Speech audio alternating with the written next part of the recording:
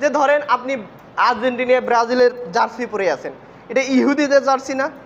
হ্যাঁ, দেখেন রাসূল সাল্লাল্লাহু আলাইহি ওয়াসাল্লাম ইহুদিদের বিরোধিতা করার জন্য বলছে তোমরা দাড়ি লম্বা করো, গোপ কি করো, কেটে ফেলো।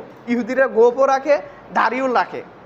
আর ইহুদিদের দাড়ি কাটে, মুহাম্মদ সাল্লাল্লাহু আলাইহি ওয়াসাল্লাম তোমরা দাড়ি কাটিও না, লম্বা করে দাও। কেন? বিরোধিতা করার জন্য। বিরোধিতা করার জন্য, যে ইহুদি যা করবে তার উল্টোটা আমরা করব। তো মুহাম্মদ সাল্লাল্লাহু আলাইহি ওয়াসাল্লাম দাড়ি লম্বা করতে, গোপ কাটতে নির্দেশ দিলেন বিরোধিতা করার জন্য। বিরোধিতা করার জন্য না। অথচ তাদেরকে যদি আমরা সমর্থন দিয়ে কোনো কাজ করি, তা পাপ হবে না নেকি হবে? পাপ হবে।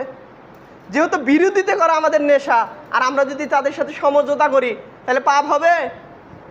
পাপ হবে, পাপ হবে কিন্তু। তা যাই হোক, প্রশ্নটা হচ্ছে আপনি আর্জেন্টিনা এবং ব্রাজিলের পতাকা গায়ে লাগিয়ে আছেন বা আপনি জার্সি পরে আছেন, এটা ইহুদিদের অনুকরণ, এটা খ্রিস্টানদের অনুকরণ, তাই না?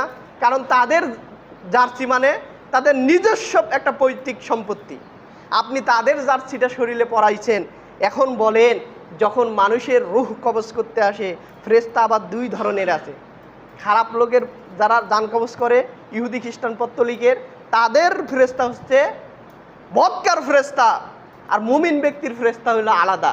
এখন আপনার কাছে প্রশ্ন, আপনি আর্জেন্টিনা এবং ব্রাজিলের পতাকা আপনার জার্সি পরে আছেন, এমন সময় আপনার কাছে সেই ওই মৃত্যু সংগঠিত হবে। এখন বলেন ফেরেশতা কোন ফেরেশতা আসবে? আর্জেন্টিনা ব্রাজিলের সেই ইহুদি খ্রিস্টানের যে জান কবজ করে ওই ফেরেশতা আসবে না মুমিন ফেরেশতা আসবে বলেন তো? তাহলে ওইটাই আসবে। তাহলে যে মান তাশাব্বা বিকওমিহি ফাহুয়া মিনহু, যার সাথে যার ভালোবাসা তার সাথে তার হাসর নাসর। তাহলে আপনি আর্জেন্টিনা ব্রাজিলের জার্সি গায়ে দিয়ে আসছেন, না জানি কখন আপনি মৃত্যুর সম্মুখীন হন। তাহলে যদি আপনার সেই রূহটা বদকার ফেরেশতা যদি জান কবজ করে, আপনার পরিণতি কি হবে একবার ভেবে দেখেন।